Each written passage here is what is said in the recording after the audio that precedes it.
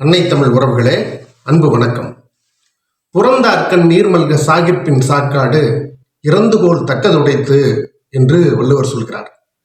ஒரு தனி மனிதனை யார் ஆற்றுப்படுத்துகிறார்களோ, யார் ஒரு உயர்ந்த நிலைக்கு கொண்டு போகிறார்களோ, அவர்களுடைய கண்ணிலிருந்து கண்ணீர் வருமானால் அதற்காக இறப்பை கூட ஒரு வரமாக கருத வேண்டும் என்பதுதான் அந்த குறளுடைய பொருள்.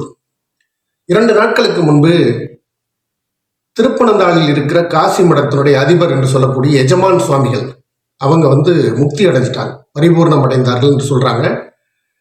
நம்முடைய வழக்கமான தமிழ்ல சொன்னா இறந்து போயிட்டாங்க. இதுல 2 விஷயங்கள் பார்க்கணுங்க. ஒண்ணு, தமிழ்நாட்டினுடைய மிகப்பெரிய ஆதீனமாக கருதப்படுகிற தர்மாபுரம் ஆதீனத்தினுடைய நேரடி சிஷ்யராக இருக்கக்கூடிய 2ஆம் கட்டத்தில் இருக்கிற அவங்க தான் எஜமான் சுவாமிகள், திருப்பனந்தாளுடைய காசி மடத்தினுடைய அதிபர். ஆனால் தர்மபுரம் ஆதீனமாக இப்போது இருக்கக்கூடிய ஸ்ரீ மாசிலாமணி தேசிக சுவாமிகள் அவர்கள் சிறு வயதில் இருக்கிற போது அவர்களை கல்லூரியிலே சேர்த்து MA தமிழ் படிக்க வைத்து, MPhil படிக்க வைத்து, PhD படிக்க வைத்து அவரை துறவரத்திற்கு ஆற்றுப்படுத்தி தர்மபுரம் ஆதீனத்திலே ஒரு தம்பிரான் சுவாமிகளாக இணைத்து இந்த மிகப்பெரிய உயரத்தை கொடுத்தவர் இப்போது இறந்து போயிருக்கிற எஜமான் சுவாமிகள் அவர்கள்.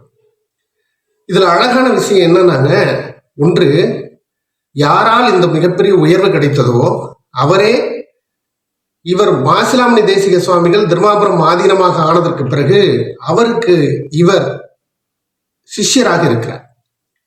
தன்னால் தான் இந்த வாழ்க்கை உனக்கு வந்தது என்பதை துளி கூட நினைத்து பார்க்காமல் ஒரு குருவுக்கு கொடுக்கிற அத்தனை மரியாதையும், சாஷ்டாங்கமா கீழே விழுந்து கும்பிடுறதுல இருந்து ஒரு குருவுக்கு கொடுக்கிற மிகப்பெரிய மரியாதையை இந்த எஜமான் சுவாமிகள் கொடுத்து கொண்டிருந்தார். நாம் எல்லாரும் நிறைய வீடியோக்களிலே, புகைப்படங்களிலே பார்த்திருக்கிறோம். அந்த வகையில் இந்த எஜமான் சுவாமிகள் இறந்து போனதற்கு பிறகு அந்த விஷயத்தை வெளி உலகத்திற்கு பத்திரிகையாளர்கள் முன்னிலையிலே சந்திக்கிற போது நம்முடைய தர்மாபுரம் ஆதீனம் ஸ்ரீ மாசிலாமணி தேசிக சுவாமிகள் அவர்கள் அதை பத்திரிகையாளர்களிடத்திலே பகிர்ந்து கொள்கிற போது, அவர்தான் என்னை துறவரத்திற்கு ஆற்றுப்படுத்தினார், அவர்தான் என்னை கல்லூரியில படிக்க வைத்தார், அவர்தான் என்னை உதவி பேராசிரியராக பணியாற்ற வைத்தார், அவர்தான் என்னை இந்த நிலைக்கு உயர்த்தினார் என்று சொல்லிக்கொண்டே போகிற போது தன்னையும் அறியாமல் கண்ணீர் சிந்தி வெம்பி வெதும்பி தன்னுடைய சோகத்தை கட்டுப்படுத்த முடியாமல் தவித்த அந்த காட்சியை நாம் எல்லாம் பார்த்தோம்.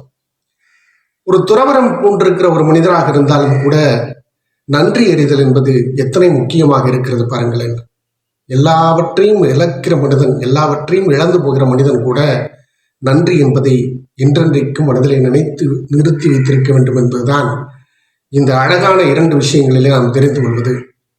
அப்பா இசைக்கவி ரமணன் சொல்வார், என்ன இந்த நேரம் இறைவன் கண்ணில் ஈரம். அதை போலத்தான் நம்முடைய தர்மியாதீனம் கண்களில் இருந்து வந்த கண்ணீரை பார்த்து எனக்கு தோன்றியது.